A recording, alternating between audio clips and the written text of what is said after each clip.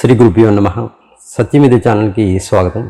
ఈరోజు వీడియో ఏంటి అంటే, ప్రతి వీధిలో వాడవాడన కూడా వినాయకుని పూజలు అనేవి చాలా శ్రద్ధతో చేస్తుంటారు. పిల్లలు పెద్దలు అందరూ కూడా చాలా ఉత్సాహంగా పాల్గొని చేసేటటువంటి పండుగ ఏదైనా అంటే అది వినాయకుని పండుగ. అటువంటి వినాయకుడి జీవితం నుంచి ప్రతి ఒక్కరూ తెలుసుకోదగినటువంటి పిల్లల నుంచి పెద్దల వరకు అందరూ తెలుసుకోవాల్సినటువంటి 5 ప్రేరణాత్మక పాఠాల గురించి మనం తెలుసుకుందాం.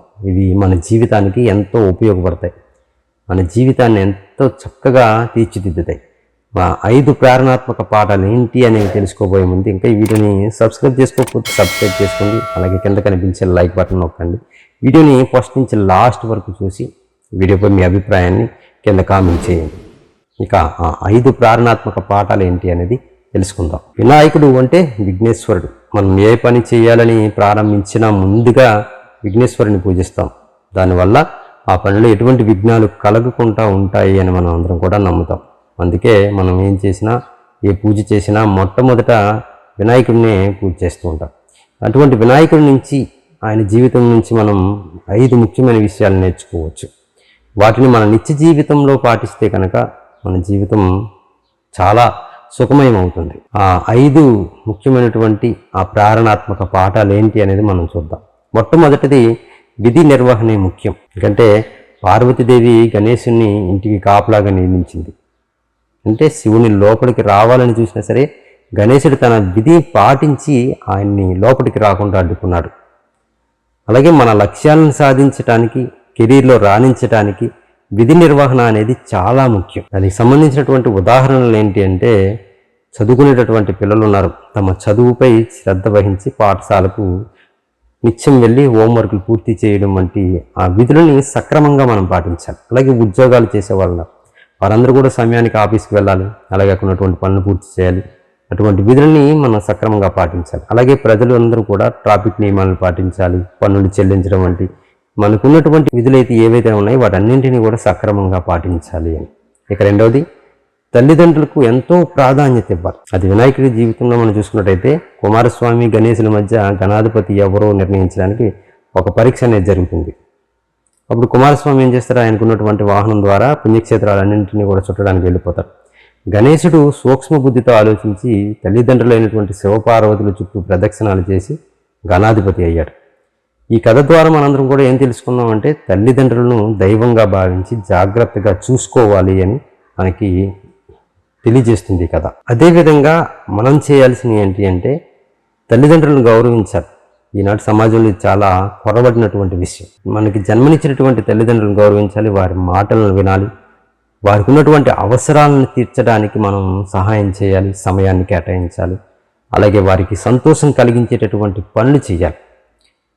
ఇక మూడవది తప్పు చేసిన వారిని క్షమించటం. చంద్రుడు గణేశుని చూసి నవ్వినందుకు కోపంతో శాపం ఇస్తాడు. అప్పుడు చంద్రుడు తన తప్పు తెలుసుకుని చంద్రుడికి ఒక్కరోజు మాత్రమే కనిపించకుండా ఉండేలా శాపాన్ని మార్చాడు. ఈ కథ ద్వారా మనకేం తెలుస్తుంది?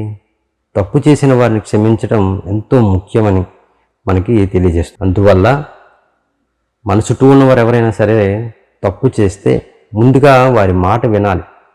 ఆ తప్పు చేయడానికి కారణం ఏంటి అనేది మనం తెలుసుకోవాలి. అప్పుడు తప్పు చిన్నదిగా ఉంటే క్షమించడం మంచిది. ఎవరైనా క్షమించడం ద్వారా మన మనసుకి శాంతి కలుగుతుంది. ఎవరిపైన కోపపడితే మన మనసు అప్పుడు ఆ సమయంలో కోపానికి గురవుతుంది. కానీ తర్వాత మనమే బాధపడుతూ ఉంటాం, అనవసరంగా ఆయన్ని ఇలా మాట్లాడినాము అని. అదే ఎవరైనా క్షమించి చూడండి, మన మనసు చాలా ప్రశాంతంగా ఉంటుందన్నమాట. ఇక నాలుగవది పనుల్ని వెంటనే పూర్తి చేయటం. వేదవ్యాసుడు చెప్పినటువంటి మహాభారతాన్ని గణేశుడు మధ్యలో ఆగకుండా రాస్తూనే ఉన్నాడు. గంటం విరిగినప్పుడు కూడా తన దంతంతో రాసే పని పూర్తి చేశాడు. ఈ కథనం ద్వారా మనం ఏం తెలుస్తుంది అంటే, మనం మొదలుపెట్టినటువంటి ఏ పనైనా సరే, ఎన్ని అవరోధాలు వచ్చినా సరే వెంటనే పూర్తి చేయాలి అని నేర్పిస్తుంది. అందుచేత మనం చదువుకుంటున్న వారు కానీ, ఉద్యోగం, ఇంటి పనులు వంటి వాటిని కానీ సకాలంలో పూర్తి చేయాలి. పనిని మధ్యలో ఆపకుండా ఏకాగ్రతతో పూర్తి చేయాలి. అవరోధాలు ఎదురైనా సరే వాటిని అధిగమించి పనిని పూర్తి చేయాలి. ఇక ఐదవది ఆత్మగౌరవం. దేవతలు ఒక శుభకార్యానికి వెళ్ళేటప్పుడు గణేశుణ్ణి స్వర్గలోకానికి కాపలాగా ఉంచారు. గణేశుడి ఆకారం నచ్చక దేవతలు అవమానించినప్పుడు రథాన్ని గుంతలో పడేలా చేసి తన శక్తిని చాటాడు. ఈ కథ ద్వారా మనకి ఏం తెలుసుకోవాలి, ఏం చెప్తుంది అంటే, మనల్ని ఎవరైనా ఏమైనా అంటే ఏ పరిస్థితిలో అయినా సరే ఆత్మగౌరవాన్ని కోల్పోకూడదు అని నేర్పిస్తుంది. కనుక మనం ఎవ్వరికీ తక్కువ కాదు, అందరితో సమానమే అని గుర్తుంచుకోవాలి.